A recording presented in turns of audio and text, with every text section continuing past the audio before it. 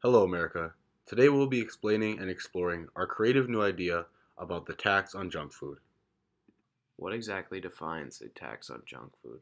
This means that we are going to place a higher tax levied on specific foods that are considered unhealthy. This will be based off of sugar, sodium, and trans fat ratios.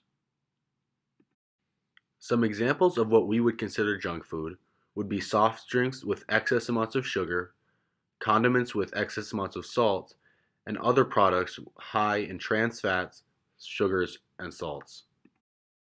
So, what is the goal of this tax implementation? Ultimately, we want to increase national health, increase productivity, and increase our government revenue. So, with these three goals in mind, we come to a standard of living positive feedback loop.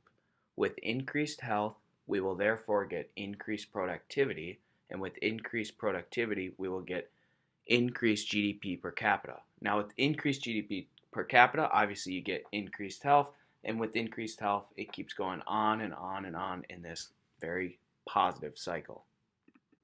Before we get to our proposition, let's talk about the problem.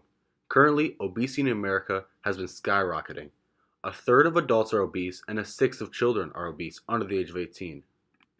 America's getting fat. So what? Currently, there's an estimated annual cost of $190 billion related to obesity. Another problem we see with obesity is that obese people are 14% less productive, according to the National Health Association. Our proposition to fix this hefty problem in America is to implement an excise tax on junk food in accordance to our junk food definition we stated previously in that chart. We plan to implement a 47% excise tax nationally and internationally. This tax will force manufacturers to either raise their price or change their product. Now, our excise taxation of 47% is not a shot in the dark. We plan to emulate the success of the Hungarian government in their taxation of unhealthy foods. According to the Washington Post, 59% of Hungarian citizens reduced consumption of junk food after the implementation of the tax. Along with sculpting healthier eating habits, the tax raised over $219 million for the Hungarian government. The current obesity rate of Hungarians hovers around 36%, and it saw a decrease of 2%, although not enough time has passed to see a significant reduction in obesity related to the reduction in junk food. Hungary's excise tax revenue was a great success, but we project this inflow will be much higher for the United States because of our higher number of manufacturers and our overall greater GDP. Hungary's GDP is less than 0.007% of America's GDP. Now, another country that tried to implement a tax on junk food was Denmark. They implemented a tax of 16 Danish krone, which is approximately $2.8 per kilogram of saturated fat on domestic and imported foods, with a saturated fat content exceeding 2.3%. Denmark's attempt failed because of their bad definition of junk food.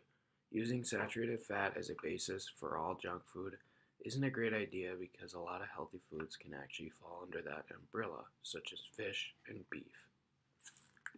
Now, with this new inflow of government revenue, we plan to subsidize farmers to produce more fresh produce at a cheaper price. With the increase in junk food price and the decrease of a healthier alternative, people will be more likely to turn their heads towards a healthier route with fresh produce. We also plan to subsidize frozen foods that are deemed nutritional and beneficial by the government in order to further help the cause of lowering the price of healthier alternatives.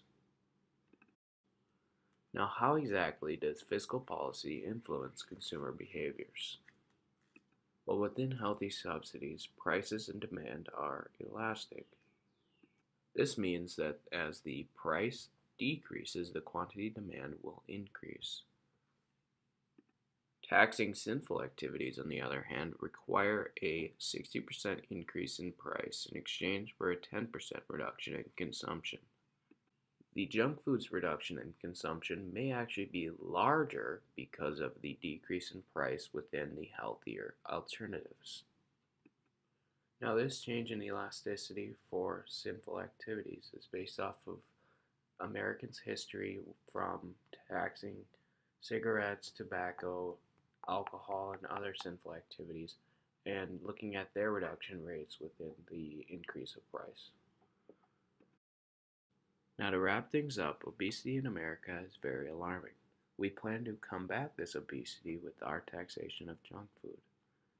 Overall, our taxation plan emulates the success of the Hungarian government. The excise tax we plan to implement will either force manufacturers to change their product to make it healthier or raise their price. With this increase in price of junk food and decrease of price with fresh produce and frozen nutritional foods, we will see a great decrease in junk food consumption.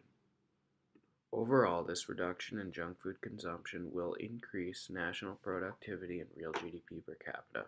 It has been proven by the Alabama Department of Applied Economics that obese workers are on average 14.3% less productive. With the United States being one of the most obese countries, we believe a change in government policy will alter obesity projections to make the United States a healthier, more efficient country.